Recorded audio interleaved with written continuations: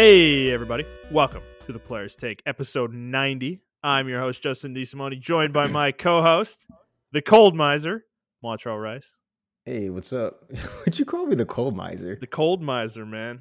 Yeah, I mean, the cold has come for DFW. I've been stuck inside my house all day. Bro, I mean, you haven't stepped outside the last couple of days? Cause, dude, No, it's in the 30s, man. Because I've been trying to quarantine myself just in case something has happened with me. But I don't think anything's going on. But yeah, I'm missing this weather. I'm like, yo, I went outside to take the trash out. Yeah. And I was like, oh my God, this is like the north. It's amazing. This is like the north. I love it. Dude, you know, it's funny, man. I've been here 8.5 years now, and I will be honest with you, I'm honestly pretty acclimated to the weather here now. So yeah. I am not as tolerant of the cold as I used to be, which does make me a little sad, but it is what it is. I mean, it kind of happens. It's like a natural thing. But I will say I still love the cold more than the heat. And this, like the last couple of days, I was still wearing shorts, and my wife was like, "What are you doing?" And I'm like, it's like 35 outside, and I'm like, I don't know. It just, I don't know. It didn't feel too cold to me. You know, it's like today I do have a sweatshirt and some like sweatpants on, but it's I don't feel hot. You know, like yeah, like great. That's a natural thing in Michigan. Like when I went to Michigan, University of Michigan, like a lot of dudes out there would just have, and like it'll be fucking snow on the ground. Yeah. They'll come out with some fucking gym shorts and a coat. Dude, that's what I did to take my trash out on Sunday. It was like 40, and I literally put a sweatshirt on and I had shorts on all day.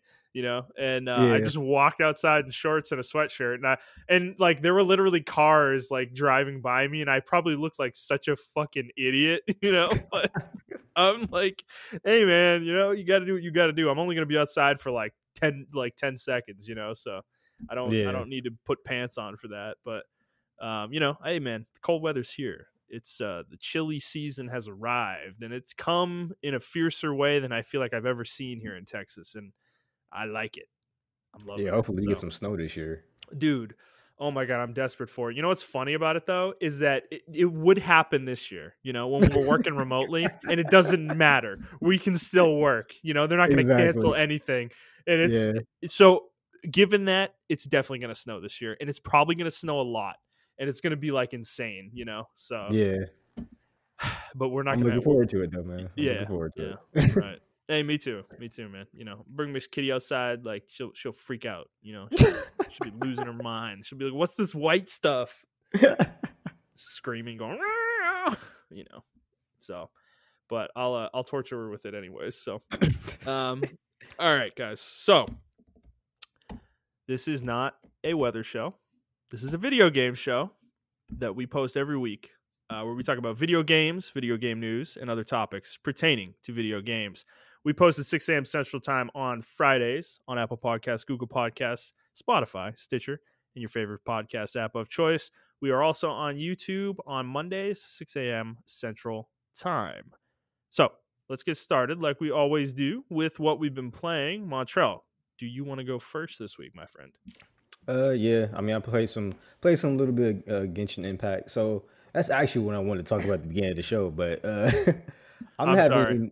No, it's all good. I love the conversation anyway. I was having a little bit of gamer fatigue, and I've been going through it for the last couple months. I mean, I've been playing Genshin Impact, but I don't really consider that.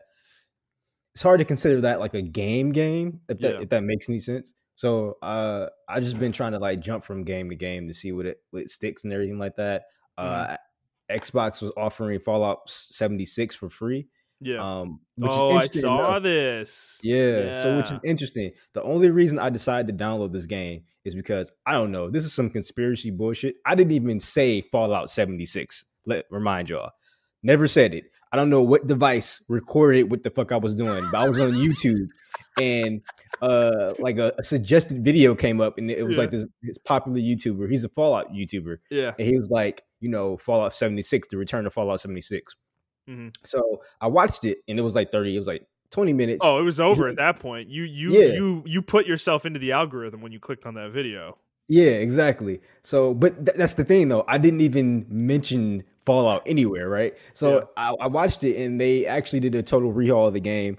They added NPCs with the Wastelander expansion or something like that. Hmm. So I actually downloaded for free and started playing it, and the game actually feels like a Fallout game, like a Yeah. genuine Fallout game. Like the NPCs, of course, your person isn't voiced like he is in Fallout 4, so you have a lot more dialogue options, which I Hmm. fucking love. Your stats do matter as far as certain choices you can make. Like you have strength +8, you can make certain dialogue choices and get yourself in certain scenarios or out of certain scenarios and things of that nature. So they have, you know, actual quest lines and everything of that nature. You're just playing open world. So the game is like a pseudo MMO. Like it's almost an MMO like Hmm. for Fallout. Like if they were actually to do a Fallout MMO, this is like the blueprint, I feel like, or the stepping stones for it. Because Yeah. there are other players running around, and you can make your own settlements. So I have a settlement that I made and everything of that nature. No one can really they can choose to attack it if they want to, but it's like I gotta kind of agree for them to attack it. If that makes any sense. Hmm. Um, but if they come into my settlement and they want to use my bench, my workbench, or anything like that, they can use it.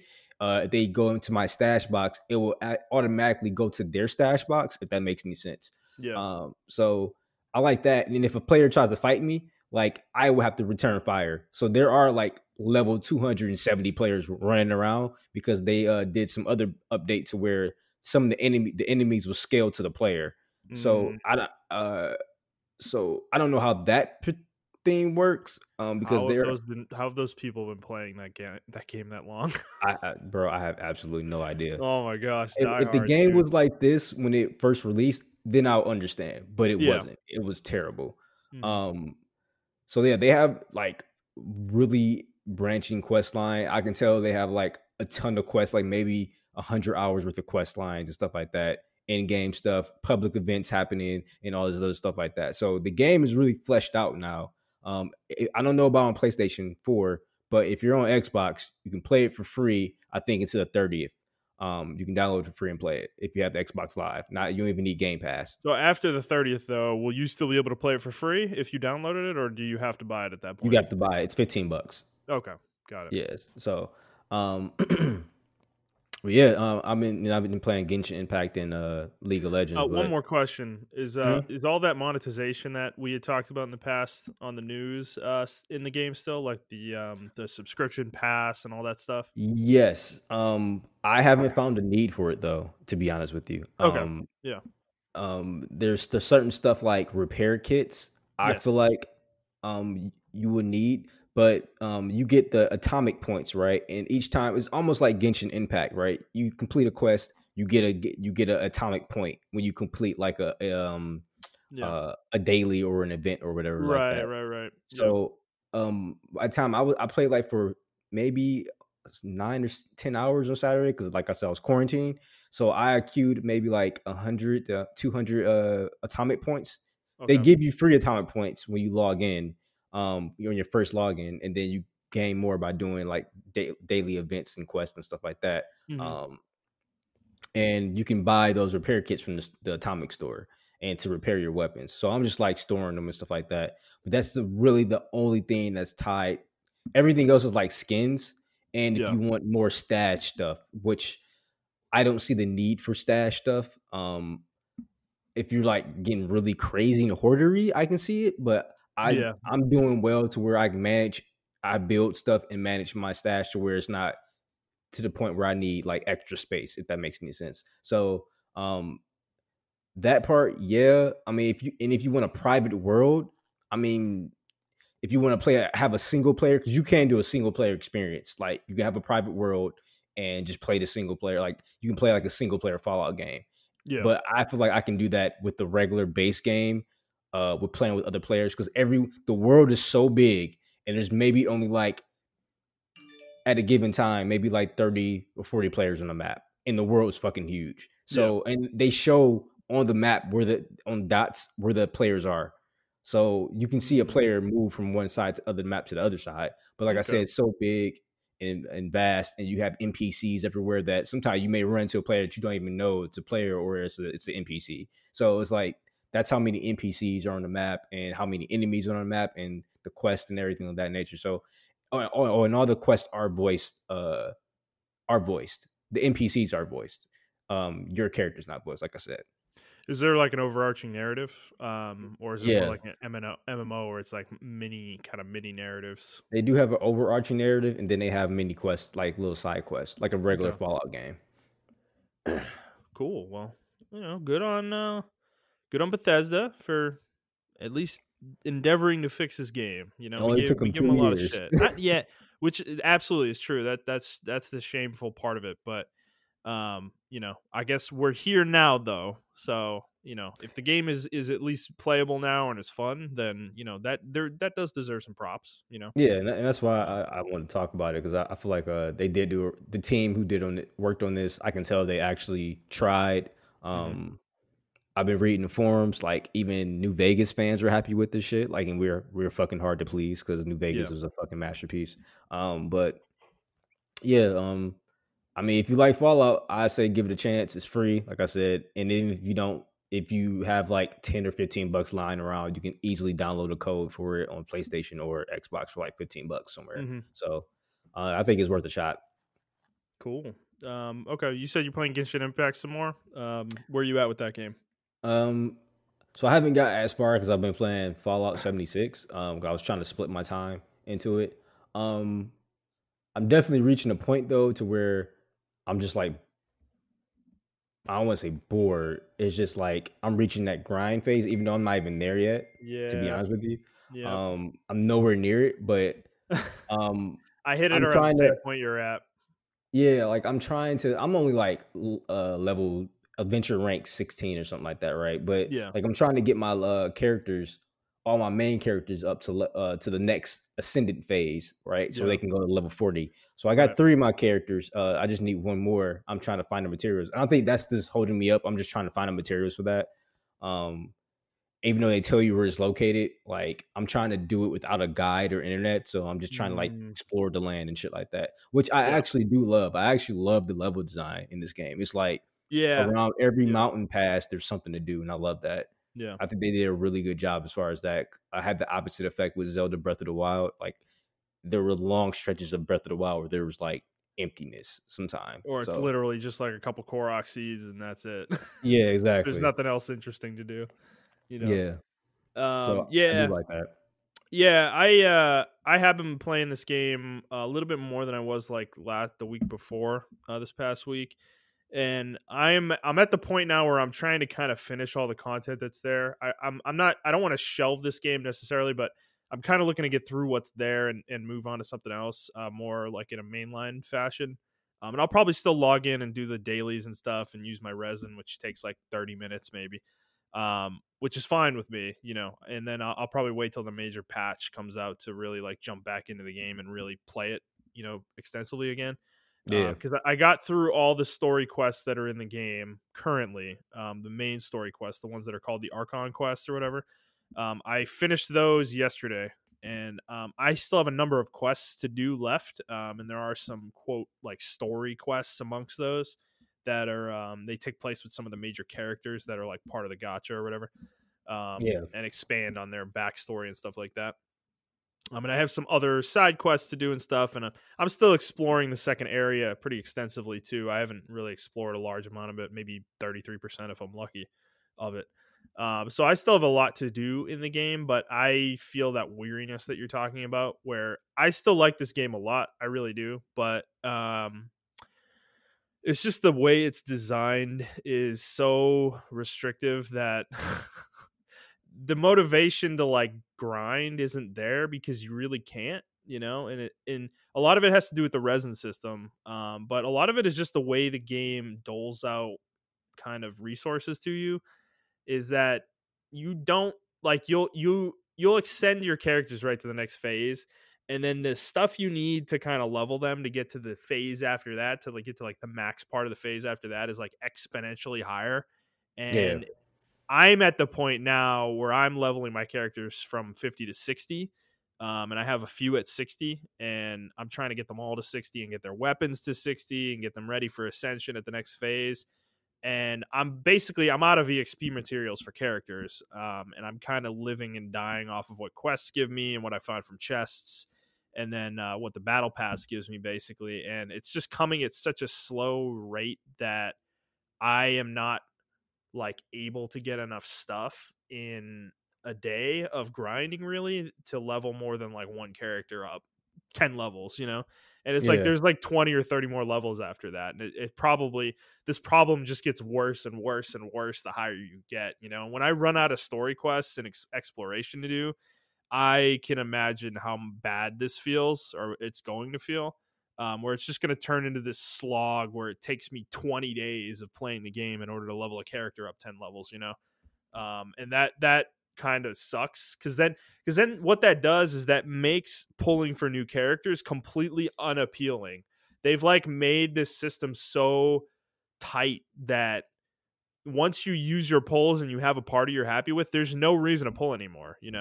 and that's kind of a problem with this game. And I think this is where I'm concerned about the game in the long term, where is if they lose a lot of players from the restrictiveness, number one, but number two, they're going to lose more players from the fact of what I just explained, that pulling for characters isn't even appealing unless you're just addicted to the action of pulling, which a lot of people are. But if you're not, if you're able to kind of like staunch that, or like kind of resist that urge, then there's no real reason to pull. It's like I have a party that is solid, like really good, honestly, and I have good coverage. I have good elemental coverage for the most part, and I'm like, I don't really need anything anymore.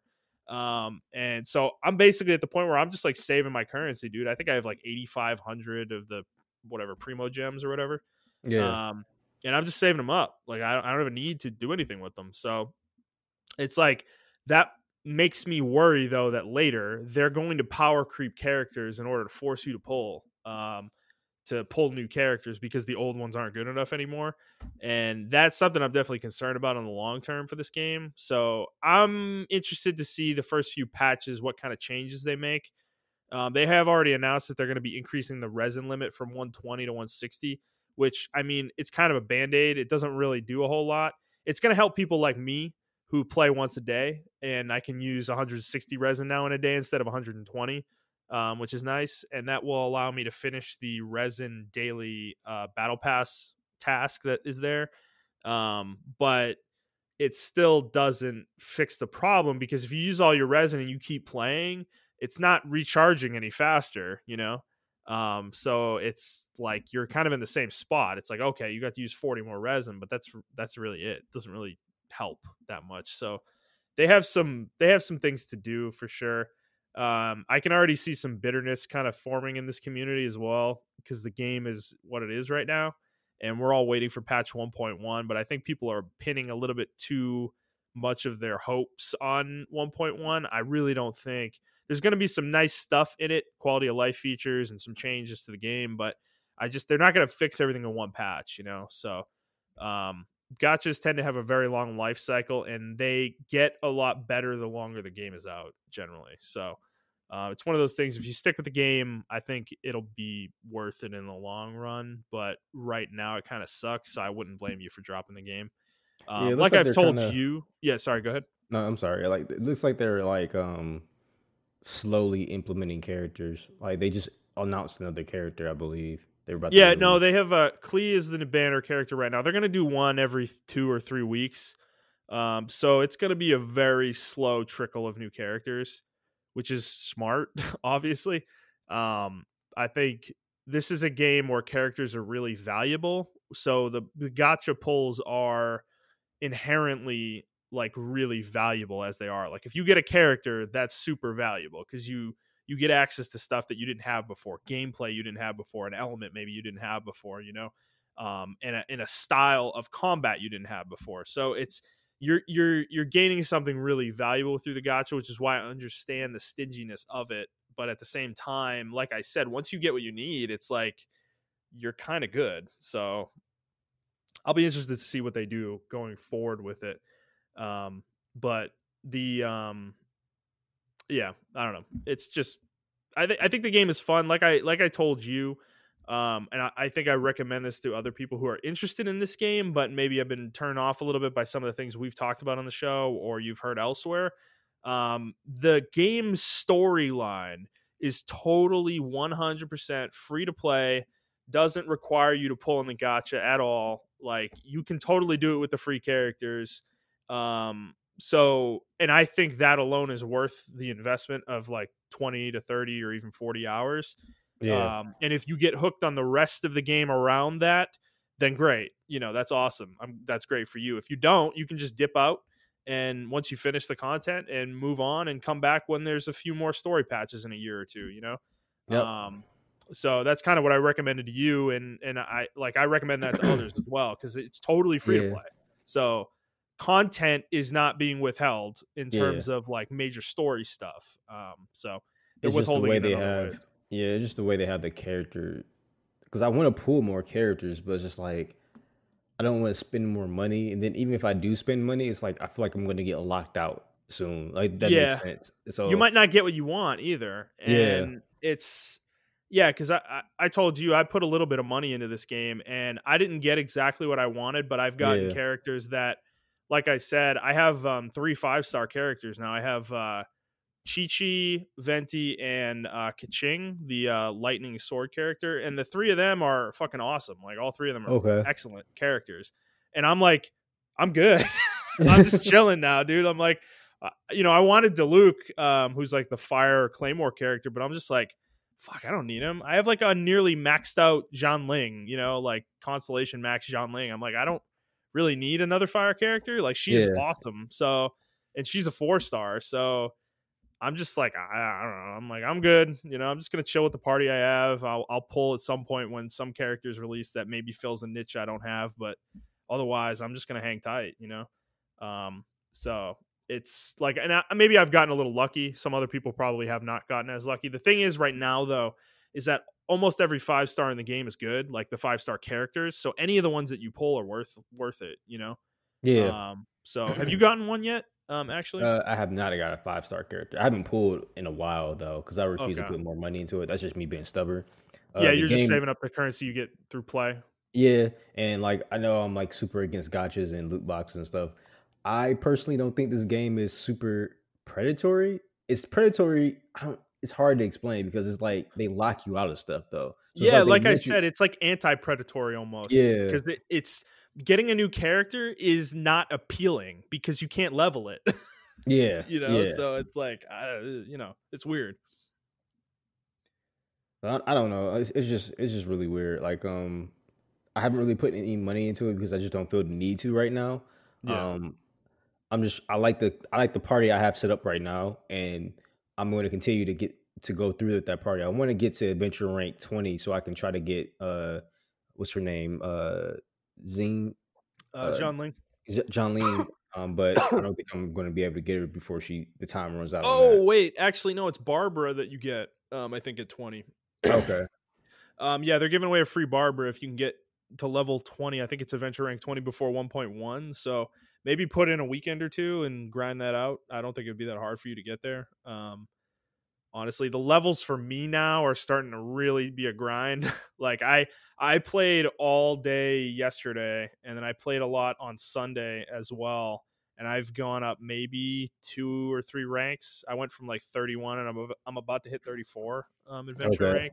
Yeah, it's taken forever, dude, to level up now. So I'm trying to hit 35, and then I really want to get to 40 because that's where like the game kind of opens up again, and you start getting access to like 5-star artifacts. Okay. And that's where the game really starts to open up in terms of character builds and stuff like that. Okay. But there's also the resin restrictions are still there, so it opens up in some ways, but it's still restricted in the same ways it always has been. So it is what it is, Yeah. It's one of those things. I'm just going to play it daily, and like I said, play for 30 minutes. And when new content drops, and maybe when the game gets a little bit more generous, I'll put more time into it again. Okay. It's like, so yeah. Sounds good. So yeah, I'm hoping to finish that up this week, and then I don't know what I'm going to move on to, but I've also been playing some more Civilization 6. I've kind of committed to finishing the game I started last week, and then I think I'm also going to put this game down from a single player standpoint. I'm going to keep playing my multiplayer game with my friend, but I think the Single player stuff, I think I've not had my Okay. fill, but I need to play some other stuff. Yeah, you I'm just need to really move kind of on. yeah, right. I've been playing both of these games for like a month now, pretty much Yeah. straight, and they're literally all I've been playing. So I think it's time for me to kind of gear up for next gen and get ready to start something else. So, All right. um, but yeah, you playing anything else? You said you were playing League too, right? Yeah, but this league just being league. Nothing to say.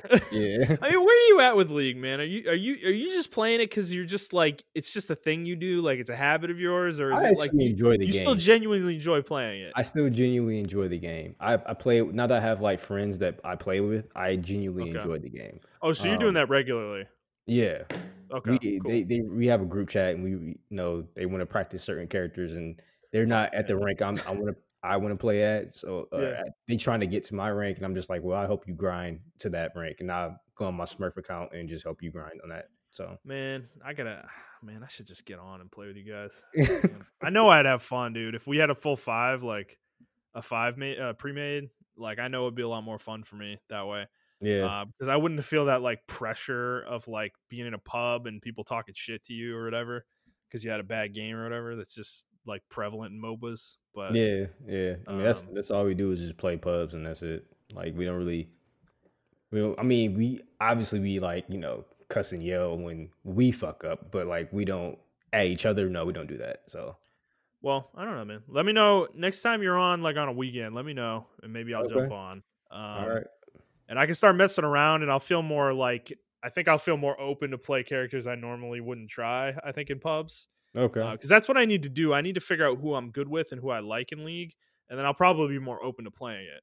okay. That's kind of been my problem with it is just like learning the game again and learning all these champions and everything. It's like it's a lot, you know. It Um, is tough to get into. and there's just so much pressure to playing it, that you feel. It's like it's very stressful. And yeah, I think I'd feel a lot better if I was playing with people I know slash people So Yeah, um, I'll let you know next time we jump on. okay, cool. All right, well, uh, we're gonna have more games soon, man. We've been talking about the same games for a few weeks now. Yeah, You it's know, just we're in that like I said that I'm fatigued even though I have games on backlog. It's just yeah, like I don't want to play them right now. So it's right. like I'm fatigued right now. Yeah, So. I'm in the same boat. That happened to me Sunday, dude. I had a really bad day on Sunday. I just don't know what happened. Like it was like a malaise of a day. Like I just had a malaise on me all day. It was like I woke up and I felt like shit. And then football went horribly for me. Like my fantasy team, I was the worst team in my league. Even though I'm like the highest scoring team in my league, I had my worst week I've had in like 3 years, and it was absolutely horrific. Odell Beckham tore his freaking ACL in the first play of the damn game, and like it was just it was a bad day on that front. But then in a gaming sense too, I just didn't want to play anything, and I like kind of forced myself to play Genshin Impact, and I wasn't really feeling it.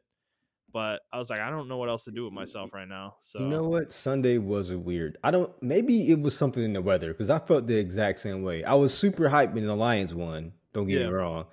but after that, I really didn't. I played Fallout for a while, and then after that, I watched. You gonna hate me? I watched Frasier like for like a couple hours. I love I that love show, that you watch Frasier. What an old man show to watch, dude. You're like a fucking 45-year-old white dude, like watching Frasier. Like, it's fucking funny, man. So I watched that because I mean, there's nothing else to watch. I finished all the shows I want to finish. Yeah, right.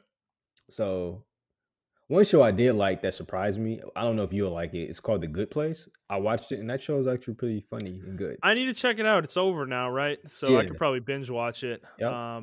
That show, I like. What's her name? Kirsten Bell or Kristen Bell? Yeah. Christian Bell I or always, I've always, Tristan I've Thompson. always, I've always liked her as an actress. So I'm sure I would like the show. I think it had some interesting concepts to it, Yeah. but it's just one of those things. I kind of fell out of that like sitcom-y kind of television loop for a long time after Community went off the air, and I just like haven't paid attention to any of them, even though I know there's a lot of pretty good ones actually out there Yeah. at this point. So yeah, Yeah, it's weird. I did the opposite on Sunday. I didn't want to play video games and just kind of forced myself to keep playing them instead of like going to television or anything like that. And it kind of worked out. I ended up getting like in a good place with Genshin and like really getting in a groove with it again, with the exploration and stuff. So I don't know. So I feel a little galvanized to like finish that game, but like you, we're kind of in this like doldrum lull before next gen starts, and I don't really want to start anything new. So I kind of need to go finish Crosscode, which is I guess that's my question. it's just Before we like get I to don't know. the news, like, Yeah. uh, what can one do for gamer fatigue? Like, because I consider us, I don't want to say experienced gamers, but like, yeah, we're experienced. I mean, we've been But playing. we're pretty hardcore, man. Yeah, Like I we've been mean playing it's video our games for like, primary hobby. yeah, Like we've been yeah. playing for like 25 years. So it's like I've never been in a position like this though. Like in all of my 25 years of gaming, like I've never been in a Your position. extensive resume. Yeah, my extensive resume. I've Yeah. never been like. Is it like just the abundance of games that's overwhelming me? Like I don't I think that's understand. part of it. That's definitely part of it. That happens to me. I've had gamer fatigue many times in my life. Okay, It's one of those things though. It kind of comes and goes. Like I've had different phases of it where I had gamer fatigue for like 6 months, and I legitimately barely played any video games for like 6 months, holy dude. shit. And you think that's crazy, right? Like that like in my brain right now, thinking about not playing a video game for 6 months like sounds insane to current me. But it's happened to me before, dude, where you just like you're just not feeling it, and none of the games coming out are interesting to you, and I'm sure it's going to happen in this coming generation, but for me, usually when that happens, I don't do what I did on Sunday. I actually kind of face the fact that I'm fatigued and go do something else, whether Okay. that's go watch sports or watch television or even be productive and learn something new, or do some project that I've been wanting to do, something along those lines. Like that is usually what I do. I will just actually step away, Yeah, um and I used to do yeah. that a lot too myself. My main fix when I didn't play video games, I think that's why it's for me it's so apparent now because my Yeah. main fix when I didn't have video games or I did experience fatigue, I just subconsciously went to anime. But now it's Mm. like I don't watch anime as much as I used to. Maybe because, and that's like a whole different topic of anime. I had anime fatigue for about a whole year now. Oh It's yeah, fucking I've had it wild. for 5 years. Yeah, like it's fucking Yeah, wild, and which is it's kind of fucked up actually, because anime is better than it's ever been, to be honest. exactly, and it's like Yeah. I don't know if it's the storylines, I don't know if it's the settings, but it's like only certain anime I can watch, and then Yeah. even I don't know. It's just wild. So I'm in a Yeah. fatigue for both things right now, both of my hobbies, and it's like I don't know. Should I watch movies and or whatever and take up another hobby, read books or something like that? And it's like I've been trying Mm. to do all that, Yeah. but it's just like I don't know. I'm just exhausted. Plus, I'm going through like a transition period right now with like Yeah. careers and stuff like that. So everything's Yeah. just hitting me at once. So Yeah. Yeah, and I mean, we've been doing this podcast for nearly 2 years now, so it's like gaming is kind of forced into being a huge part of your life inherently. yeah, that's true. And like obviously we love doing this show, guys, don't get us wrong, but it is a thing though. In my brain sometimes I will be at home on a Saturday not playing video games, and I'm like, fuck, I need to play something for the show. Like because I need to talk about something on the show like that I've been playing, and Yeah, it is kind of inherent like degeneracy that kind of forms where it's like you almost justifying playing games for the podcast even though you don't want to, kind of thing. So I like, while I say that, I do feel like I do a pretty good job. Like if I don't feel like playing games, I don't play them, because what do you guys really want to hear me talk about a game that I played when I didn't really want to play it? Like you're gonna hear that in my voice. yeah, I'm sure you just exactly. heard it just now where I'm talking about Civ 6. Like I'm like ready to drop it. I'm like, oh, I'm finishing this game, but oh, I'm done after that. It's like Yeah, I've already like moved on in my brain. But I'm still playing the game. So it's like you kind of aren't getting a super enjoyable experience out of it, even though it is a fun game, yeah, in the moment. So I feel you, man. Like I think gamers, I think our whole culture in gaming is kind of a weird thing, is that no one, I think a lot of us feel that, but no one, I don't feel like a lot of people talk about it. yeah. We just silently kind of like fall away for a little bit of time. And there's nothing wrong with that. But at the same time, I think us as gamers, like kind of we get like we get kind of caught in this like loop of a hype cycle with what the next hot game is that we need to talk about. And that's the whole YouTuber thing, right? Is like they're Yeah. always creating new videos around the next hot big game that they need to talk about. And it's like that is unhealthy in a way.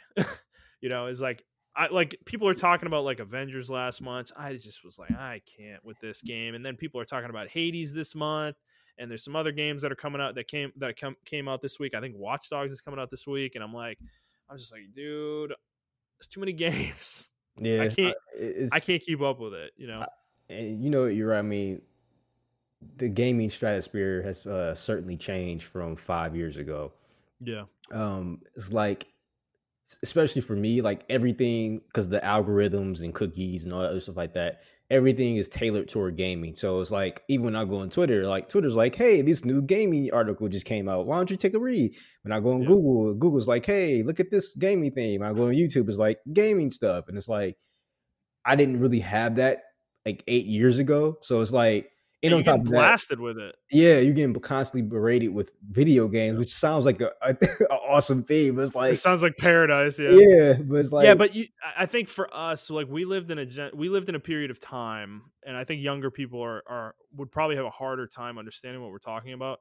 Is that like we lived in a time where this wasn't a thing, dude? Yeah, like in the 90s and in the early to mid 2000s, like you weren't berated with video games. Like you weren't bombarded with video games constantly. If you didn't want to see video games, you could completely avoid them. Like you could get them out of your life. They wouldn't show up on your phone because you didn't have a phone. They wouldn't show up on your internet feed because there was no algorithm yet. Like there weren't like handmade ads that were using your cookies to figure out what shit you're looking up.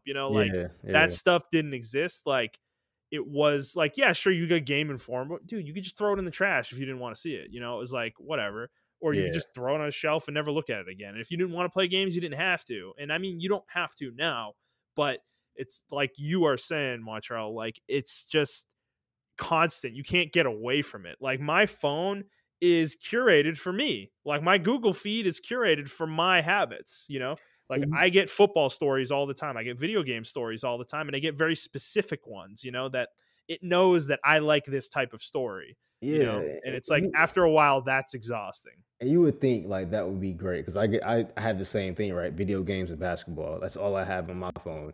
And it's like you would think I would like that type of stuff, but it's just like I don't. And I thought about when I was younger, like I used to play the same video games over and over again. Maybe because I didn't have the money to buy my own video games at that time. That definitely was part of it. But it's like I used to play the same video games over and over and over again. But now I play one video game, I'm like, I'm done with that shit. Oh my god, like Ghost of Tsushima, that was like such a huge relief off my shoulders, and I only imagine people who platinum games, right? Yeah, like I don't. That's why I don't understand y'all do that because I get fatigued trying to platinum shit. I'm like, ugh, what the fuck ever. I have to be in a very specific place with a certain game. Like the game has to be really special, and Ghost of Tsushima was one of those games. But I will tell you, trophy design matters a lot in this regard. Is Ghost of Tsushima didn't have hard trophies to achieve, but there is a lot you have to do post game, and that's where the fatigue starts to set in, and you're just like, God, I want this game to be over with, And that feeling happens to a lot of other games too. Like Genshin Impact's it's kind of happened to me a little bit with that game. It's like I'm having fun playing it still, but in the back of my mind, I'm like, I'm kind of ready to put this down, and maybe I should just put it down. I don't know why I keep forcing myself to play it. It's like this like derangement. Like the game's not going to go away. The content's not going away. My account's not going anywhere. They're not going to close my account if I don't play it for 5 days, like, but for some reason I feel this need to like get to the end of it, to get to the finish line and just be like, I finished this. I can put it on the shelf for now, and I think that's something that I need to start breaking myself of, is this need to finish games. And it's like, I think over the last few years, it's really started to take me over, because a long time ago, I'd say in like the PS3, Xbox 360 generation, and even early this gen, I was actually somebody who did not finish a lot of games, because when I was done with something, Yeah. like, and I didn't want to play it anymore, I put it down. Even Yeah. if I was like 60% through it, I didn't care. I just put it down and moved on to the next game that was fun. And that was fine with me. But now it's like more recently, I'd say the last 4 or 5 years, I've really become a completionist in a way that really fosters like that gamer fatigue for me, where it's like a game that I really like, I get sick of, and it's like, but I still want to finish it. Yeah. Maybe I shouldn't. So I don't I don't know. know. I guess it's just the whole. I mean, we can move on, but I guess it's just the whole like the length of games combined, like the perfect length Mm, of games. Like I think about a game like mhm. Final Fantasy VII Remake, right? That was the perfect length for a game. Oh, what a great dude. Yes, absolutely. It, like Yeah, it you're didn't totally right. overstay its welcome, and then I feel like I can go back and play that game, and there are certain save points in that game to where I can just jump into that save point and play that part of the game, right? Like, Yep. Yep. and it was only like 20, 25 hours maybe. And it's like that was the perfect length for a game. I even say to the extent The Last of Us, right? Last of Us 2, part 2, Yep. that was a good length of a game. Like I don't need these exorbitant amounts of like 20 or 60-hour games, you know what I'm saying? Like it's just I Yeah. think that's where my fatigue comes from because a lot of games I do have like Yakuza, that I want to get into this game because the story is really fucking good. It's just it's another open world game. And I gotta Too do all this many, extra dude. shit. 50, Yeah. what is it? Another 50 hours you're gonna have to Yeah, put man. into it? It's just like, yeah, I'm with you in the game, like, dude. We're gonna talk about this later with Cyberpunk, Yeah. but it's just I'm kind of with you. I'm sick and tired of every game needing 100 hours out of me. Like, I kind of miss the days where 20 hours was the game length. Yeah. Like, we as gamers, though, as a gaming culture, have started demanding large games, like length, out of our games. And we've been equating that with value, like with money, monetary value. And I think that's really unhealthy. Yeah. And it's creating an industry where the games are bloating in scope, and that's becoming hard in the studios to keep that up, to make these games bigger and bigger and better and maintain that quality bar. And it's like at a certain point something's going to break, and I do feel like there's going to be a course correction at some point in the future, but I don't know when that's going to be or how it's going to look. Yeah. But yeah, game length is definitely a discussion I think we need to have at some point in the future. And not like this podcast, I'd love to have it on, but I think in general, though, as gamers, is just like we need to come to terms with the fact that like hours does not equal value, not inherently. Yeah. Like a game being 6 hours is not inherently a bad thing. If those 6 hours are fucking amazing, then it might be worth every penny at $60 or soon to be $70, but it's like, that's my thing is like, I think about The Witcher 3, right? I love that game. I really do. I think it's a phenomenal game. But It's when I think 100 about it, like plus hours though. dude, yeah, when I think about it though, full completion of that game took me 150 hours. And that makes me exhausted just thinking about it. And you didn't even And do a DLC, right? no, I didn't. And that's insane. But the DLC is another like 100 hours, It's like shit. That's And why I I've never done the DLC. I don't have time for that. and I appreciate that from CD Project Red, but it's like I don't know. I think about like people point back to like why I talk about Mass Effect. 'Cause I think that game's like the perfect length of like a story It RPG is. game.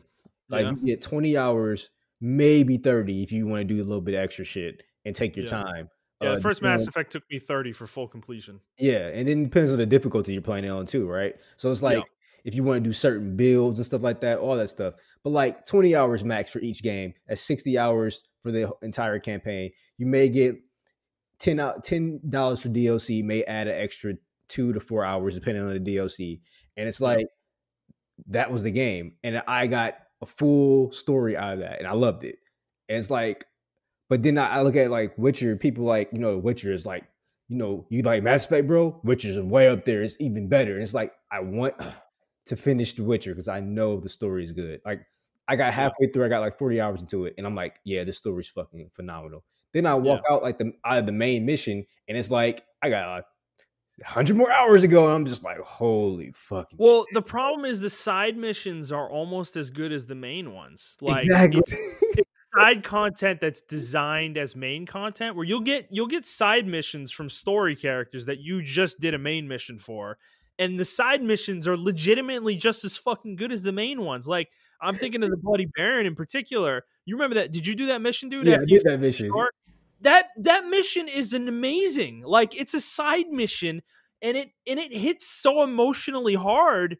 It's just like I mean, okay, I'm gonna spoil this real quick. So if you don't want to hear this, like go forward like a minute in the podcast because like it's kind of important to the point. Is that like that mission? You have a choice to make depending on the choices you made. I think in the main mission with the Bloody Baron, like my side mission with him ended with him hanging himself at the end of it, and it was like one of the saddest moments in that game for me because he was a character that kind of semi was redeeming himself, and he like the way things played out, he lost everything and he gave up, you know, and it was super fucking depressing. I think he And killed it's himself like, on my playthrough as well. yeah, I can't remember, and but I do remember being sad. So yeah, it's because his wife left him, his daughter left him, and yeah, they didn't want to be with him anymore because of some of the choices that he had made, and he had to reap what he had sown. He had nothing to live for anymore. Even though he was a piece of shit to them, he as a character knew that he was a piece of shit and wanted to do better but couldn't. You know, it was like it was just super sad. You know, it was really tragic, and that's a side mission. That was a side mission that took place after the main mission. You don't have to do it. You can skip it. Half the players that played The Witcher probably never even saw that mission, you know? And it's like that's the quality of content we're talking about with The Witcher 3. And that's like kind of my issue with that game, talking about that game, is that I recognize how phenomenal it is. It's just 150 hours of anything might be too much, you know? It's like too much of a good thing, man. And it's I don't know. It's weird. It's a weird conversation to have. yeah, It is. a weird conversation to have. I feel like a hypocrite Yeah, criticizing the game on one hand. Yeah, it's like you're complaining about the game being good, and it's like I know, but dude, I don't know, man. It's just it is. It's a deep conversation. So I feel you. I'm sorry, Gamer I didn't mean to fatigue. sidetrack like that. But Hey, yeah, look, I appreciate it. This is a good talk or a good conversation to get sidetracked on. But yeah, I mean, gamer fatigue's a thing. Look, if any of you listening right now are feeling it, right into the show, and maybe we can help you out. We'll do like a little therapy session for you. You know? yeah. All right, let's move on to the news. 45 minutes later, or 47 minutes later. Let's start with Nintendo. So Nintendo announced this week that they are going to be doing a new thing with Joy-Cons. So on November 9th, Nintendo is going to start selling individual Joy-Cons left and right. And they are going to cost $40 and $39.99 each. The pairs now cost $79.99 a piece. So it's literally half the price. So it's not necessarily a deal in one sense, but the fact that you can buy them individually is a very interesting thing because of the ongoing drift lawsuit that's been going on with Nintendo. This does feel like a little bit of an acquiescence on their part that there is a problem, and they're trying to maybe this might be their compromise to it, because there's no reason for them to do this from a monetary perspective. Frankly, this is probably going to lose them money, because if you have a broken Joy-Con, you can just buy one now instead of having to buy a pair. So I don't know, Montrell, how do you feel about this? It's still kind of weird. I just thought it was Nintendo things. Like that's when I saw the story, I was like, oh, this is just Nintendo things. Because I look at them like, which is weird, like the pseudo Disney Apple conglomerate of gaming, and they do shit like this all the time. So I didn't even think about the lawsuit, to be honest with you. Like I was just like, oh, well, I still don't see how it ties in with it, but I guess we'll find out soon enough. Well, I don't think it's like a direct like reaction to any kind of result from it or anything like that. I just think it's literally like if you have a Joy-Con that's having drift issues, you can now spend $40 to fix that with a new one rather than having to spend $80. And people might be more willing to do that than the way they've been fixing them recently or now, where they go buy some repair kit on Amazon or eBay or something and do it that way, and it costs like $15 instead of $80. You know. Gotcha. Okay, that makes a lot more sense now. All right. So, yeah, I don't know. I think I hate the way Nintendo is sometimes with this stuff. Is like I kind of wish they'd just say something instead of pretending that Joy-Con drift doesn't exist. This is what they do. They're not a very transparent company. So I know they're not, and we all love them anyways. It seems to just be it doesn't really matter. But now they are only starting, I think, with the neon red and neon blue. So I'm sure more colors will come in the future. And frankly, this is awesome to me because it will allow me to mix and match colors, or anybody really to mix and match colors. So I might actually buy new Joy-Cons at some point, depending on what colors they release. Because yeah, you can now get like a blue to match your blue if you have the neon console, the one with the neon controllers. So Okay, yeah, that sounds cool. so that's a nice change, I guess. So there's some positives there. So all right, let's move on to our next story. This is a follow up from last week or a couple weeks ago. I don't remember when we talked about this last. So Sony had there was a lot of people freaking out about the PS4 8.0 system update, because of the recording of party chat. And Sony did follow up on this to kind of explain it a little further. They actually have done this twice now. So the second time, they came out and clarified things. So this is a quote. Quote, "We believe that it's critical that gamers be able to quickly and accurately report abuse or harassment if they experience it while on PlayStation Network. If a PS5 player needs to file a harassment report, they will be able to include up to a 40-second long voice chat clip to their report, 20 seconds of the main conversation with the other player, plus an additional 10 seconds before and after the conversation selection. Only the most recent 5 minutes of a voice chat will be available for a player to use for this reporting function." And then it says these reports can be submitted directly through a PS5 console and will be sent to our consumer experience team for moderation, who will then listen to the recording and take action if needed. But they do note that some submitted reports won't be valid, and our team will take this as an opportunity to provide guidance and education. So, yeah, I don't feel like this. I feel like this clarifies some things, but still doesn't change the fact that they're going to be constantly recording audio for all party chats on PlayStation 5. Does this change anything for you, Montrell? I like I said, I understand their point. I just don't like it because, like I said, it's just a weird feeling having someone record you all the time. Like that's just weird to me. Yeah.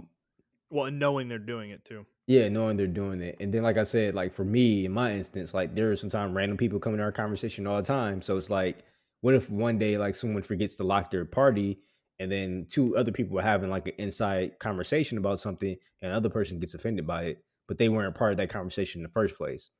Yeah. And right. Like a private conversation. Yeah. Yeah, exactly. And yeah, you can say like, well, you can record those 5 minutes and whatever, but it's like, and yeah, you can stop your conversation when the person enters the party because they show a notification. But sometimes when you get used to notifications, like I don't know if it's just me, but I ignore that shit. I just I still be talking like I'm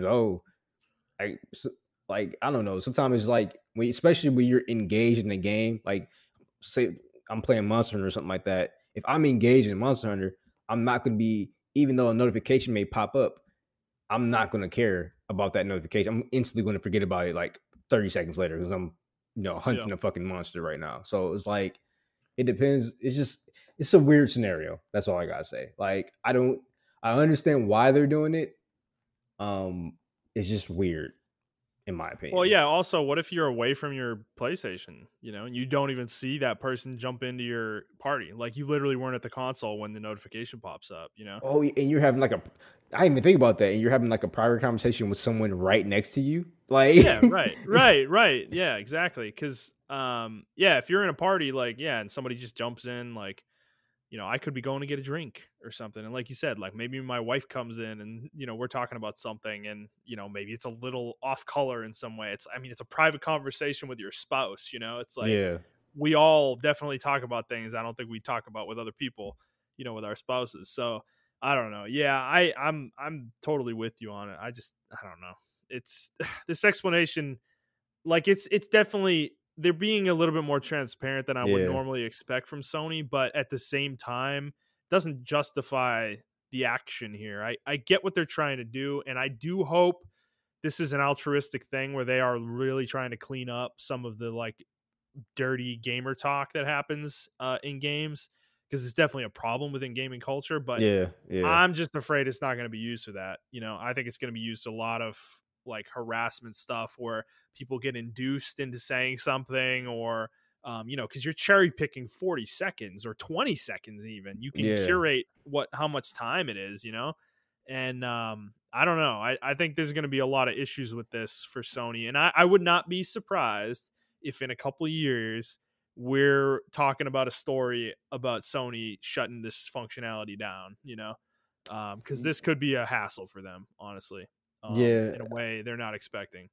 Yeah, I think it's an unnecessary use of resources, to be honest with you. I don't know. There's a different way to do this. I just don't think this is the way, because yeah, like you said, they can cherry pick. Like, what if you say something to me and then I respond back to you because you said that thing to me, but you decide I let it go, but you decide to report me and you just cherry pick that 20 seconds. Yeah, right. Like, what if I say, what if somebody comes in and says the N-word to somebody, right? Yeah. And then that causes the other person to react really angrily. And then the person that said the N-word cherry picks the part after they said the N-word, and like, hopefully Sony can hear the whole thing. Yeah, exactly. Like, if they can't, and they can only hear that 20 or 40 seconds, then I mean, that's going to be ugly. So yeah. We'll see. I mean, we'll definitely monitor this. I'm sure when PS5 comes out and this is actually being used in the wild, we're gonna start seeing some really wild shit happening potentially. So we'll definitely keep our eye on that. So all right, so next story we're gonna talk about here. This actually happened last week, but we weren't able to fit it into the show. But it is kind of important to talk about. So so AOC, Alexandria Ocasio-Cortez, she is a representative from New York in the U.S. government. She was on Twitch last week playing Among Us. So she played this on Twitch, and her stream was at 435 concurrent viewers at its peak, and dipped to like 350,000 at certain points. But this seemed to have been a very successful stream for her. I did not watch any of it, but this is a very interesting thing, not something I have like huge thoughts on really, but I think this is something to note, that I think people from the government, politicians from the US government, I think haven't really done things like this before. There are some that have tried to use Twitch before, but not really in this way. So Montrell, did you check this stream out at all? Yeah, I watched it a little bit, and it was pretty fun. It was funny. She definitely had some moments. What's her face, the other lady? Oh man, I can't pronounce her name. She said poggers, and it was hilarious. So yeah.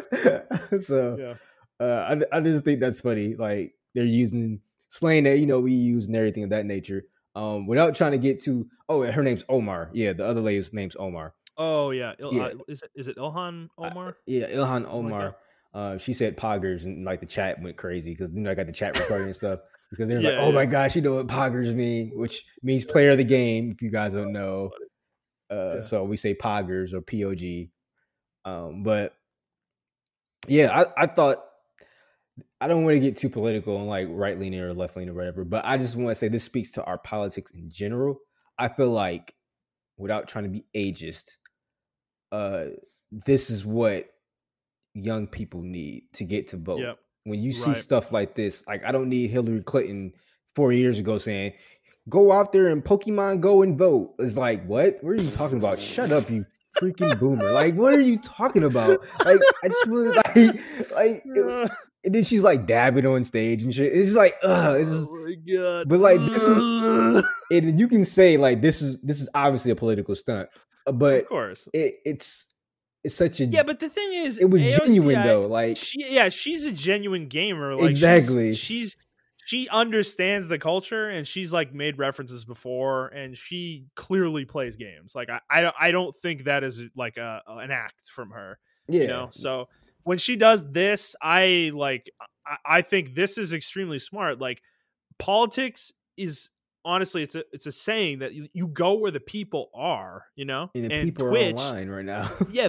people are on Twitch. They're online. They're playing video games. Like, you know, if you want to interact with them and really like talk to the people, this is how you do it, you know? So this Yeah, is well, people extremely were doing smart. like But Reddit AMAs and stuff like that, but I feel like, yeah, like you said, like this is just another level of reaching a whole nother demographic that does yeah. either supports you or hates you, or or neutral about you, or whatever the case may be.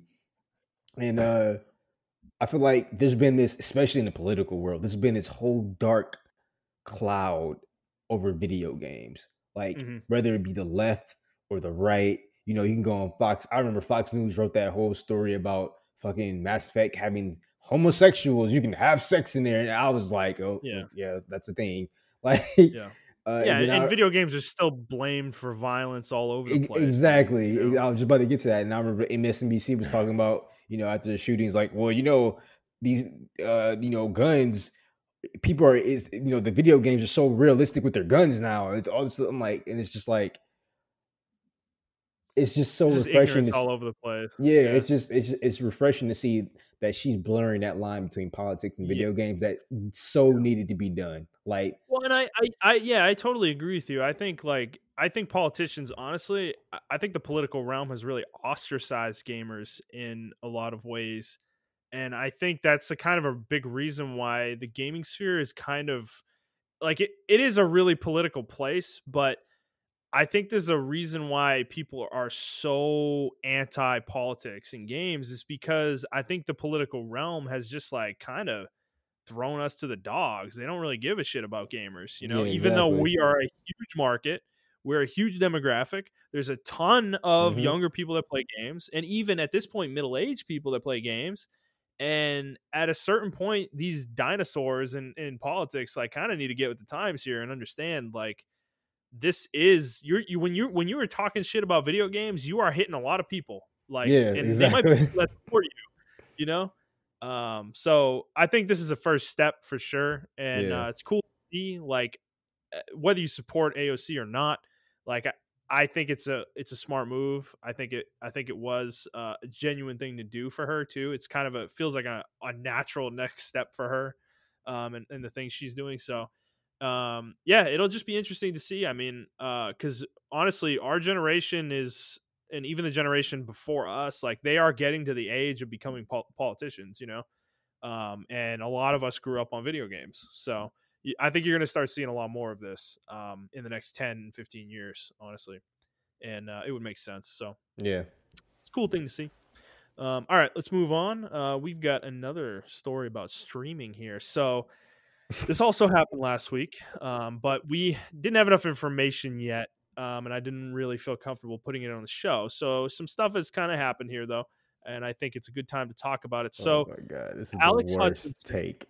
yeah, Alex Hutchinson, who is the creative director for Google Stadia and the co-founder of Typhoon Studios, had a couple tweets last week that really kicked the hornet's nest. So this is what he said, quote, streamers worried about getting their content pulled because they use music they didn't pay for should be more worried by the fact that they're streaming games they didn't pay for as well. What? It's all gone as soon as publishers decide to enforce it. The real truth is the streamers should be paying the developers and publishers of the games they stream. They should be buying a license like any real business and paying for the content they use. Okay. Yeah, Usually, go into I'll this guy, let you. Montrell. I'll let you do your spill, and you give me. No, you go like, ahead, man. I can't. Like, okay. So Yeah. first off, like, yeah. So I'm gonna start from the bottom up. He said the truth is streamers should be paying the developers and publishers of the games they stream. They should buy a license. So right there, they should buy a license. Bitch, we do. When I pay $60 for the fucking game, that's my license. I literally buy a license to stream this game. Like, Yeah. it's mine. It's in my possession. Thing about music. Okay, music and playing video games is a different thing. I bought this product, so therefore I can use it. When I'm streaming video games or I'm streaming music, technically I don't own that product. And then there's a whole bunch of different other things with music and all that other bullshit like that. Another thing is, honestly, I feel like the developers should pay the streamers if you want to talk about that, because we streamers, I'm about to say we, but like streamers bring in tons of money. Fortnite would not be where it's at if it wasn't because of Ninja. Let's just be honest. No way, dude. Yeah, absolutely. So because he got on stream with Drake, and then with what was it, RG3? Juju Smith-Schuster. Juju Smith. He brought in a whole demographic of people that probably didn't even play video games like that, or they do play video games, but play a certain demographic of video games. So it's like he like Epic owes him, like, you know what I'm saying? So it's like it's just weird. Like, I wouldn't even got into League if I didn't watch a stream of somebody randomly playing it one night. And I'm like, oh shit, this is League of Legends. Oh, this looks pretty cool. Like, right. The whole idea of him saying that is just absurdly wild. And it's like, it kind of made me question, does he even play video games? Like, like where is this take coming from? Yeah, I totally agree with you. I mean, the thing is, like, the thing he's losing sight of too is if they didn't pay for the game, that means that the developer of the game gave it to them for free. So that means they're probably on board with them streaming it. Like, if you know, you give Ninja a game for free and say, here's a free game, please stream it, and he streams it, then that's the agreement. You know, it's like, exactly, they're okay with that. And I even think with music, like, they need to get kind of their heads out of their asses with music, is that I don't go to a streamer to listen to music, you know? And even if I did, I can't listen to it at will, you know? Like, I like, if I hear a song that sounds dope, I want to know what that song is so I can go buy it. Like, and most streamers will give you like, if you put in the chat, like, hey, what song is this? Or they have the stream thing up. Like, the thing about music, that's a whole different conversation, but I'll just be real quick. I think it's stupid because I'm not, they think that you're going to the stream. Like, this is where I think they think, right? You're going to the stream to listen to the music, and it's not. Like, I can barely, it's just background music, background. Yeah, how stupid are they? Like, how little understanding do they have of streaming? Because I don't know, man. It just doesn't make any sense to me. It makes no sense. Like, streamers are selling your product by showing it and people hearing it, you know? Like, it's free advertising. That's why the streamers should be getting paid, because they're advertising your game and they're advertising your music, you know? And maybe there needs to be a more, like, official agreement between the two sides about, like, how that works. But beyond that, I think what Twitch is doing right now, like tearing streams down because they have certain music on or hitting them with copyright strikes and stuff, it's crazy, man. To me, it's like, it's too. So this guy is completely off base, in my opinion. Like, he's just completely off base. Like, I don't know where this opinion is coming from. How he's working for Google too, especially on Stadia, with an opinion like this is hilarious to me, because you know, it's really funny that you're going to sit here and say this, but then you work for a service that charges you twice to play a game, you know? Yeah, like, exactly. It's exactly. It's insane. That's insane to me. So I don't know. Like, I think you said this before the show, though. Like, Google's actually trying to distance themselves from this guy. Yeah, I can't firing him. I can't find the article, but I mean, I was like a tweet I saw. But yeah, they're trying to distance themselves from it. They're not firing him or anything like that, but they're basically coming out and saying, like, hey, we kind of don't agree with this guy, but he is our creative director. He's a good guy, but yeah, that was just a really stupid opinion, pretty much. Yeah, which, I mean, is fair enough. So it's good for Google to me. Like, I kind of like the fact that they're just saying they don't agree with his opinion. His opinion is his own, but they're not, like, firing him for it. I kind of appreciate that. So yeah. So I mean, I'm sure there's a lot of people that feel this way within the industry, but to me, like, you're just behind the times, dude. Like, well, yeah, like even for music, right? Like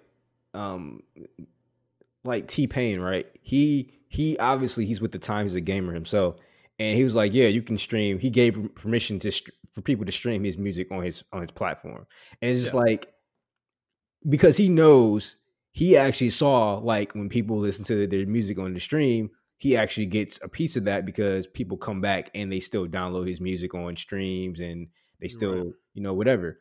Or he might be seeing the statistics where like he's seeing an uptick, and it's like, oh, where's this Exactly. coming from? And it Exactly. could be streamers. So So yeah. I feel like it's it's just I think millennials we just need to hurry up and get in the powerful executive spots because Yeah. like a lot of these laws, man, are just out. A lot of these people are just outdated. They don't understand what the fuck is going on. It's really Yeah. annoying. It So is. Yeah. We're living in a world created by the boomers, and like we're ready to move on from that. yeah, Yeah, so we'll see. All right, let's move on. We got a couple more stories to get through here.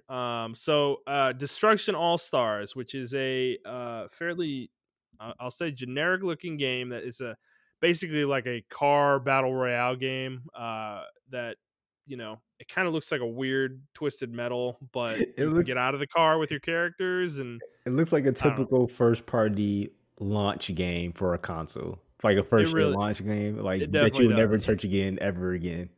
Yeah, no one's gonna remember this game by the time we get to PS6. But so this game was supposed to be coming out at launch on November 12th, but Sony announced that it is going to be pushed to February. It's been delayed to February, and it is now going to be a PlayStation Plus game when it launches in February as well. So, I mean, Montrell, does that speak to the confidence Sony has, or what?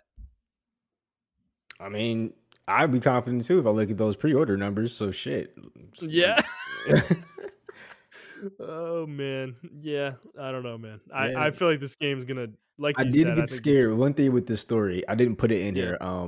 here. But if you ordered the bundle like I did, I got the bundle with Spider-Man, this game. Oh yeah. They Oh did yeah. send out a very scary email, saying like, "Hey, your order has been delayed and stuff like that." So before I decided to call GameStop, I actually because I ordered from GameStop, um, Yeah. I went to Reddit and Reddit was like, "Oh, I'm on with customer service and everything like that." And apparently, it's only that game that got delayed, not your console. So Okay, so you're gonna randomly get that game in February yeah, when it exactly, launches. That's exactly. funny, man. That's funny, dude. So, Montreal, are you gonna play it when you get it, or are you just gonna immediately like try to sell it or I'm gonna whatever? play it. I mean, I heard since it's gonna be free for PlayStation Plus people, that Yeah. you may get some kind of refund. So I'm waiting for that, but Mm, I'm not sure okay. yet. Um, but yeah, I'm still gonna play it. I mean, I'm gonna play Well, it. yeah. Since it'll be on PS Plus, maybe I'll check it out with you if Yeah, you're already gonna have it. I, So. I think it'll be a cool like party game, I mean, especially if our friends are getting like PS5s and stuff like that. I think it would just be a cool little party game to like hold over to something else comes out or something like that. Hmm. Yeah. Fair enough. Well, if you were looking forward to that, you're gonna have to wait a little bit longer. So, all right, let's move on to Speaking our of final waiting story, longer, which is another delay. And it is one that honestly, dude, like I think we called this, didn't we? yeah, we did. Like I'm pretty sure last time this happened, we both said that this could happen again. Like I wouldn't be surprised if Yeah, it got because delayed the again. the crunch, right? We're like, I think you said that. You're like, I wouldn't be surprised if this game got delayed again because of that crunch. Yeah. So let's get into it before we confuse people more. So CD Projekt Red has come out and said that Cyberpunk 2077 has been delayed once again for 21 more days, and it is coming out on December 10th. So let me read their full statement here real quick. Quote, "Hey everyone, today we've decided to remove to move the release date of Cyberpunk 2077 by 21 days. The new release date is December 10th. Most likely, there are many emotions and questions in your head. So, first and foremost, please accept our humble apologies. The biggest challenge for us right now is shipping the game on current gen, next gen, and PC at the same time, which requires us to prepare and test 9 versions of it. Xbox One/X, compatibility on Xbox Series S/X, PS4/Pro, compatibility on PS5, PC, Stadia, while working from home. Since Cyberpunk 2077 evolved towards almost being a next gen title somewhere along the way, we need to make sure everything works well and every version runs smoothly. We're aware it might seem unrealistic when someone says that 21 days can make any difference in such a massive and complex game, but they really do. Some of you might also be wondering what these words mean in light of us saying we achieved Gold Master some time ago. Passing certification, or quote, going gold, means the game is ready, can be completed, and has all content in it. But it doesn't mean we stop working on it and raising the quality bar. On the contrary, this is the time when many improvements are being made, which will then be distributed via day zero patch. This is the time period we undercalculated. We feel we have an amazing game on our hands and are willing to make every decision, even the hardest ones, if it ultimately leads to you getting a video game you'll fall in love with. End quote. Montrell, you had some feelings about this pre-show. I feel like you got some things to say, so go ahead, my friend. I actually don't mind the delay. I'll be honest with you, 100%. I'll get that out the way right now. I don't mind the delay. Oh my god. Hold on. Okay, kind of lag there. Oh, I know what's going on. I'm sorry, guys. I am so stupid. So I explained what happened on the podcast. So we're using this thing called Zencaster, and I have it not full screen, so it doesn't show me. It shows a bar where I was quiet when you were talking, and I thought that because I had it half screen. So whatever. Yeah. So I thought my thing wasn't recording by So sorry about that. Anyway, so I actually don't mind the delay at all, and I think I still go with Shigeru Miyamoto's thought of, a delayed game is, good, but a rush game is bad forever. So I don't mind that. My problem with this game in general, and it's not even the delay, it's the hype culture behind the delay. A lot of people are like, oh, like, you want this game to fail. Like, why do people have a hard on wanting this game to fail? And it's like, I don't have a hard on for the game wanting to fail. I have been very reserved. And you know me, Justin. You know me for about 2 years. Yeah. I've been very reserved in my thoughts about this game. I've said a lot off mic how I feel about this game. I've not said on Twitter, nor have I said on podcast how I feel about this game. Well, you know what the internet's going to do to you if you. Oh, 100%. I'm ready for it. Yeah. And I've tweeted about it, and I'm already getting killed in my mentions for about an hour. I do not think this game is going to be the be all of be all games. I think it's going to be a nice C to B game. They just removed a lot of stuff from me that I feel you. Keep going. Yeah, I'm sorry. No, you're good. It's like they just removed a lot of stuff from the game that just made me like question it. The weirdest decision, and I know this is a petty decision, a petty thing. It wasn't removal, but the announcement of just being pure first person, but having this super in-depth character creator. I just don't get it. It's such the most ass backwards thing to me. I understand you can see your characters in reflections, and there are going to be certain instances where you see your character, but it's just like, why go through the trouble of changing my genitals and making my dick 6 feet long if I can't fucking see it? Like, I don't get it. So some of these things are going to have actual ramifications in the game, supposedly. So, okay. Just think about it, right? You go to like a strip club, like it's going to change the dialogue options if you have a dick, don't have a dick, you're transgender or whatever, Yeah. So hopefully that's the hope, at least. We'll see. Yeah, and I get that. And my second thing is they removed the wall running mechanics and things of that nature. They've talked about melee's not where they wanted it to be recently, and I'm like, and they showed it. Yeah, and they showed it, and I watched it. I watched all the gameplay. I've recently just watched all the latest gameplay footage. There's like a video of everything they released so far, and it's like a standard. It looks like the first Mankind Divided, but even Mankind Divided had like a niche to it. It wasn't like a standard first person shooter, right? It was like you can do some crazy shit in that game. And like this game is just like, it looks like Mankind Divided. Like it looks like Mankind like got a upgrade, like 1.5 or 2.5 in Mankind Divided's case. Are you talking about Human Revolution or Mankind Divided? Human Revolution was last gen, like PS3. You're talking about the one this gen? This gen. Mankind Divided. This gen. Okay. It looks like Mankind Divided 1.5 or 2.5. Which that's not a bad thing. That is actually high praise in my opinion. It's not, but the game has already been done. It's called Deus Ex Mankind Divided. Yes. That game came out in like 2016 and it also was made by a studio not with anywhere near the prestige of CD Projekt Red. Yeah. So I mean, you can do the hacking stuff and all that, and if I'm not mistaken, Mankind Divided. I know Human Revolution, you can do hacking and stuff like that. But my thing is like, well, people are like, well, Montrell, you love Mass Effect. That's a standard third-person shooter. No, it's not. So the thing about Mass Effect is, yes, it is a third-person shooter at its core. But I can do hella shit. I can go invisible. I can make a light shield. I have space magic. I can do hella shit with that game. And that's what I like about it's all, and it's an RPG all in one. With this game, I've literally watched gameplay footage. All you have is like special type of guns. You're not throwing out swarms of like robotic fucking, like that's what I'm thinking about. Like, oh, maybe I can throw swarms of fucking robotic little insects out or some shit like that, or make a duplicate of myself or some like a hologram duplicate of myself or some shit. Like the gameplay footage I've watched, there's none of that, and I'm just like, what's the incentive behind buying this game? What is there? Yeah, like what's the niche behind buying this game besides it being a cyberpunk themed GTA in first person? Yeah, because okay, I'm gonna be all right. I'm gonna be. I'm not switching camps here, but I am becoming more concerned about this game by the day. I think the first time this game was delayed, we all expected it. I think even the second time this game was delayed, yeah, I think most people weren't that surprised. But we're at the point now, and what they've talked about with this game recently, they were having issues getting it running on current gen consoles. The melee system's they're not happy with it. They're taking wall running got taken out of the game. All sorts of shit's getting taken out of this game as we get closer to it. And they're sitting here trying to justify it, blah, blah, blah. And whatever. The game could still be phenomenal, but I'm more worried about this game, not even from a content perspective or gameplay perspective. I am worried about it from a performance perspective right now.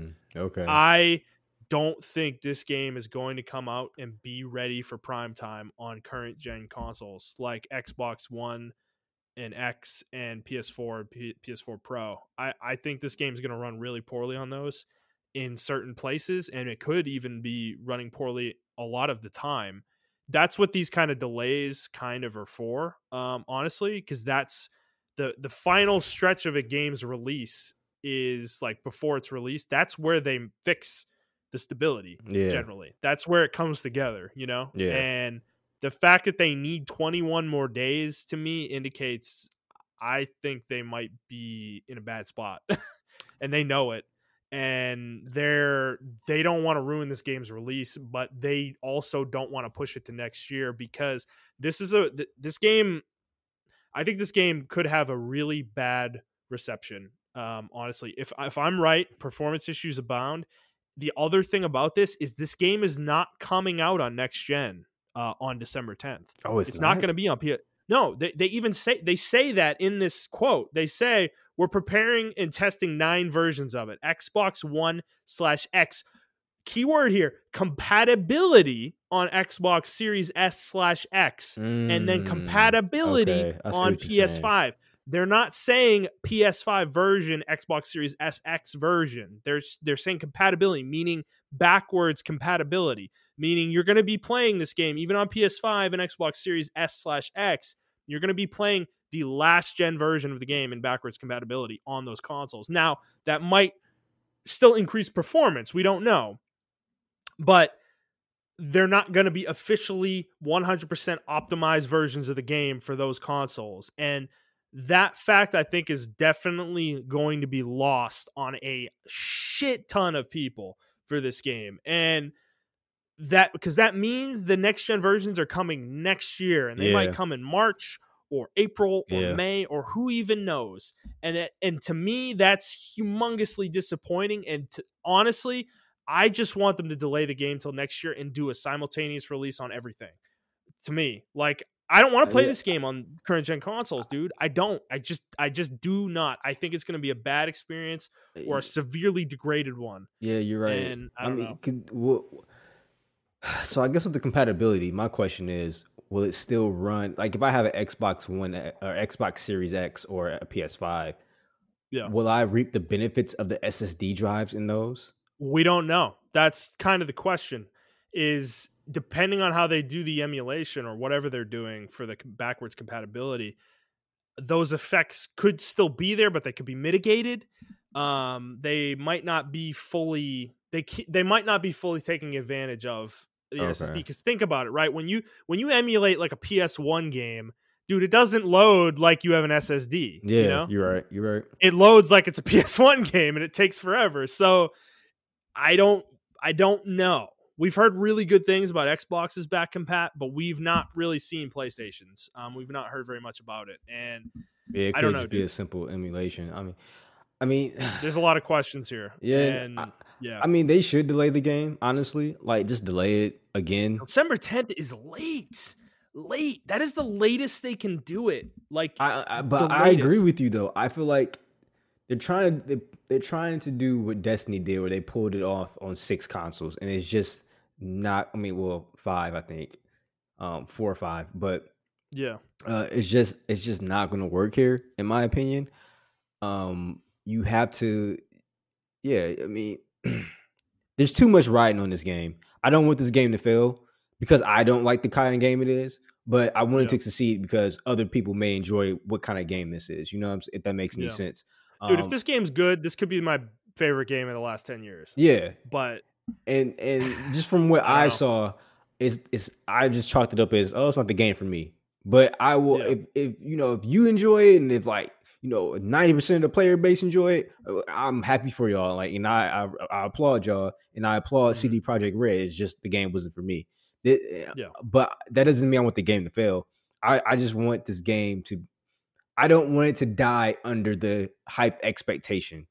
The weight of hype, right? Yeah, and we need to I'm with you. I understand the fight you're trying to fight here is that people need to be more realistic with their expectations of this game. I don't think people are reading between the lines of the statements that CD Projekt's made and the stuff they've said on streams and to news outlets and stuff like that. I don't think people are reading between the lines, and I think people should be more concerned about the game than they are. I think people are expecting this game to still be that amazing game that was initially announced and kind of teased a couple years ago at E3, and yeah, Keanu Reeves is in the game, but dude, who cares if the game's not up to snuff, you know? Yeah. If the gameplay is not fun, this game's going to be a slog. I'm not even joking with you. That's my feeling on it. And I don't know. I just don't want this game to have the Kingdom Hearts 3 conundrum. When we waited for this game, even though Kingdom Hearts 3 was in development for 7 years, this game was kind of off and on in development since 2012 when I heard about it. Yeah. That was when it was announced. It was 2012. It was last generation. Oh shit! Damn. Yeah, dude. Yeah. But I don't want them to. I don't want to have that expectation, and I don't want people to experience what I experienced with Kingdom Hearts 3. I think that's one of my most anticipated games, and also my most disappointed game. And I just don't want people to experience it because that can really turn you off the entire company for a while. Like the entire franchise. It happened to me. Yeah. And it's like each game that comes out now with the Kingdom Hearts logo is like, I don't fucking care. And I don't want that to happen to CD Projekt's Red catalog. And I don't want that to happen to gamers. I don't want them to experience that. And that's why I'm trying to tell people just calm down. And that's why I voiced my opinion. Hey man, if you like it, I love it. But it looks pretty y'all be easy though. It looks pretty boring to me. But if you like it, I love it. Y'all be easy. So I can speak to what you just said too, is that we both experienced the same thing with Kingdom Hearts 3. And you came around to it a lot faster than me when you played Remind, but I still haven't come back to that game. Yeah. And I frankly still am mad at Square Enix for that game, to be honest with you. And I feel what you're saying here. I think Cyberpunk could be that game too, that it's not as good as we said. They keep saying that the game's shorter than The Witcher 3 and it has less content than The Witcher 3. And they're like, oh, but it's not that much less, you know?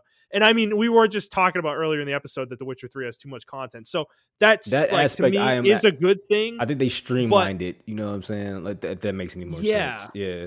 But I don't know though. That could make the game worse. You know, it's do they know how to streamline a game and still have it be as good? Well, I don't know. I looked at the development of the game, and which is very interesting. I never heard of a team doing this for open world games. Each team, they had the office separated by the zones of the game. So if you're working on, I don't know the name of the zone, so I'm gonna name some random stuff. If you're working on the Katana zone, right?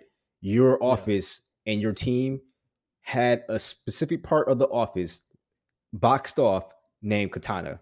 And then you're working on, District A, your team was in District A and all your desks and everything, and it was like a separate office, like a whole totally different office room, but huge for you guys to work on in there. So like they have their open, and like the mission people and everybody who worked on the missions and everything in that zone were in that office, and that's how they had it separated. And I never seen a team do that before. So to me, it feels like and I was watching just like a little mini documentary, and they said they did learn a lot from The Witcher, with like the point placements and everything like that. So it's like I feel like they did learn their lessons from The Witcher. They're like, yeah, maybe The Witcher is too fucking long. Like, what the fuck?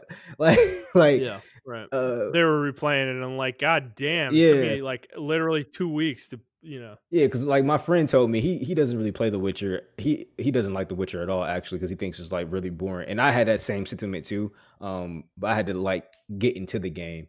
But he's actually kind of excited for Cyberpunk. And he's like, yeah, I heard that the game is like only 8 to 10 hours long because they want you to do replayability. Which, if I get if that's cool, like you said earlier in the podcast, if those 8 to 10 hours are fucking amazing, and I want to go back and replay it, and my experience is totally different, those 8 to 10 hours again, that's and I can play the game like 6 or 7 different ways. That's 70 hours easily.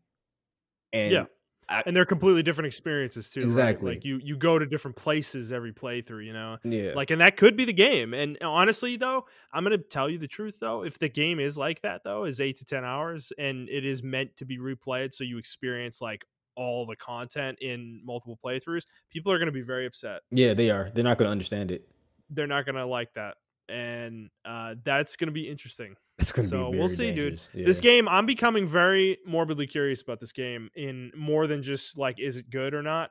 Kind of way. Like, I don't know. This game could be historically just like this could be a really like historic moment within gaming for this game. Like, this could turn the tide for CD Projekt in a lot of ways, and I think even in gaming in general, because they've been put up as like the bastion of consumer, like, you know, pro consumer practices within the industry. And man, I don't know, there's a lot riding on this. So we're gonna see, man. This delayed still, like, it does concern me though. This, like, I've been slowly coming around to where you are with it. Not like I'm not interested in the game anymore, but just your concerns about the game are very valid in my opinion. And I'm coming around more towards like they are concerns for me too, you know? Yeah. And I don't know, dude. 21 days, like going to December 10th, like they've taken themselves out of the window where they can be considered for Game of the Year this year, which is not a small deal, in my opinion. Like, that, a lot of companies actually really care about that. And maybe CD Projekt Red doesn't, but they're releasing in a window where you're going to be forgotten by the next year's Game of the Year awards. So no one's even going to care about Cyberpunk like next year at this time. I'll be 100% honest. Yeah. Ghost of Tsushima would have had, and The Last of Us, they would have had a huge.